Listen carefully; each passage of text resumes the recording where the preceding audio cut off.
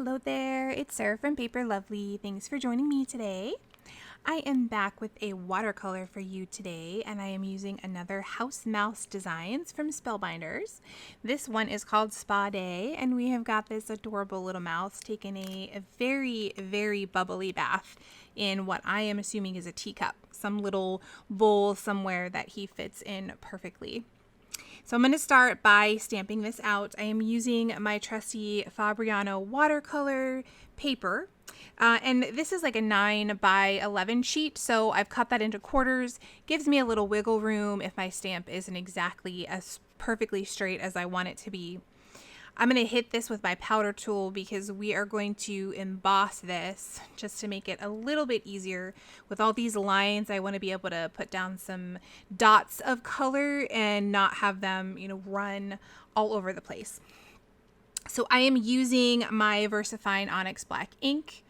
We're going to go ahead and place that on our stamp. Now, these little teeny bubbles at the top, I am pretty heavy-handed with my ink, so I noticed that some of those kind of had too much ink in them. I'm just going to wipe that away, hit it one more time lightly just to make sure that it's coated, and then we will be good to go to stamp this out.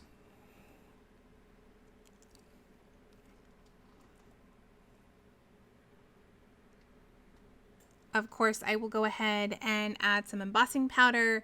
We're just going to do clear over this since we already have the black from our ink. And that gives us a little bit of cushion just in case we have any speckles left that our powder doesn't keep away. I'll hit that with my heat tool. This is one of my favorite things to watch while crafting. I love seeing that image really pop and come to life as it heats up there.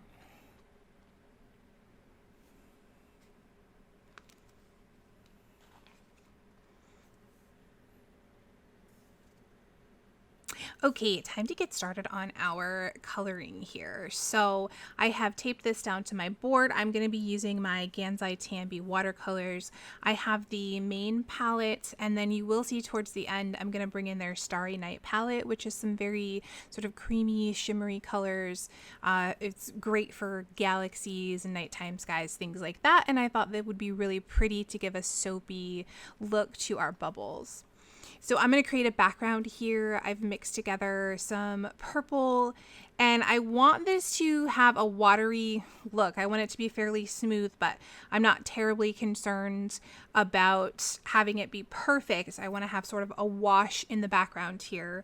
I am not worrying so much about my bubbles. I will hit those with some white paint later, and again, that iridescent on top. But I do want to make sure that I'm keeping the purple off of my teacup. I don't want that color to get muddied.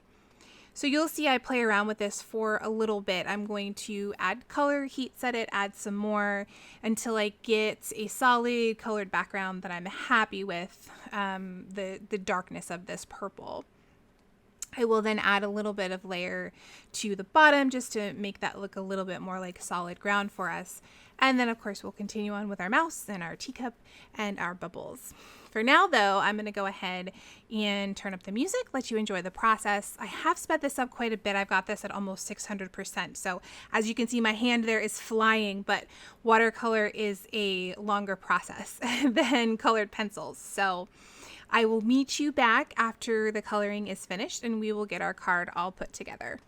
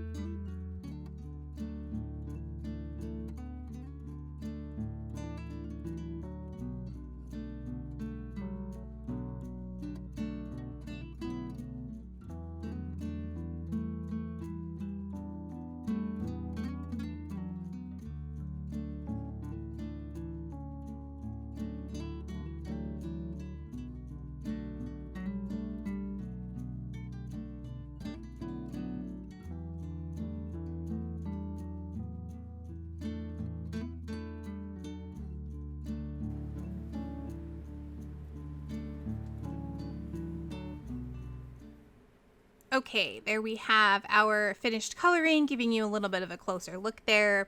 We're going to stamp out this sentiment for our inside panel, which reads, "Pamper yourself, you deserve it." Pretty little script there. And I am using my trusty Intense Black ink for that, of course, stamping on my Neenah 24-pound paper.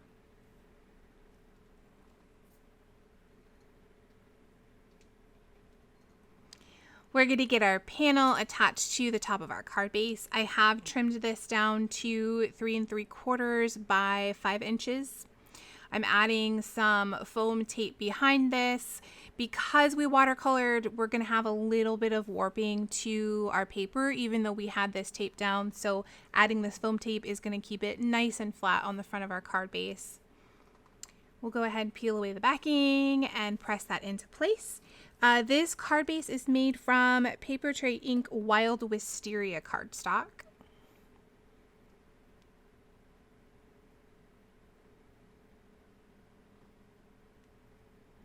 Just making sure my edges are nice and clean there.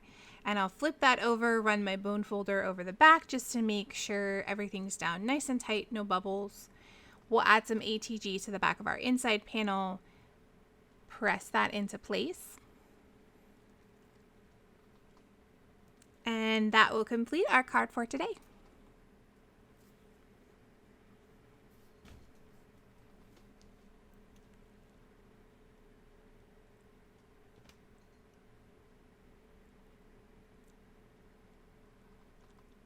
Here are a few close-ups of the finished card. In the description box below, you'll find my blog post, which has additional photos and links to the supplies I've used. If you enjoyed the video, please leave me a comment or a thumbs up and subscribe for more.